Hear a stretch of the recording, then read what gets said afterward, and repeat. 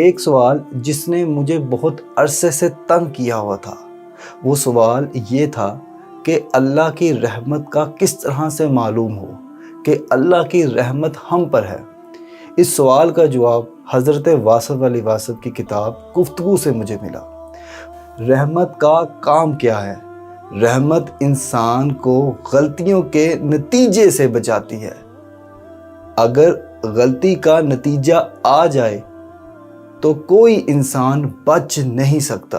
اگر آپ سے کبھی غلطی ہوئی ہے جس کا آپ کو لگتا ہے کہ آپ کو سزا ملنی چاہیے مگر آپ کو سزا نہیں مل رہی، تو اس کا مطلب یہ ہے کہ اللہ کی رحمت آپ پہ ہے۔ اللہ نے پردے ڈالے ہوئے ہیں آپ کے گناہوں پہ۔ اللہ کی رحمت پانے کا ایک بڑا آسان سا طریقہ ہے، وہ یہ ہے کہ درود شریف پڑھتے رہو۔ درود کا مطلب کیا ہے؟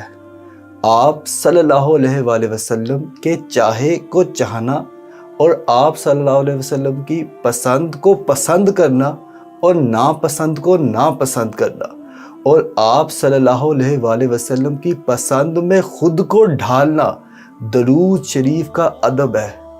کچھ کرو یا نہ کرو، درود شریف ضرور پڑھتے رہو، کیونکہ درود شریف پڑھنے سے اللہ کا قرب حاصل ہوتا ہے، اور جسے اللہ کا قرب حاصل ہو جائے اس کی دنیا اور آخرت دونوں کامیاب ہو جاتی ہے۔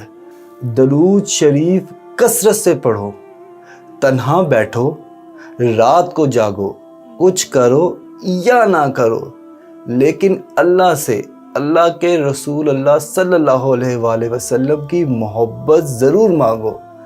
جب تک آپ کو محبت نصیب نہ ہو آپ درود شریف نہیں پڑھ سکتے۔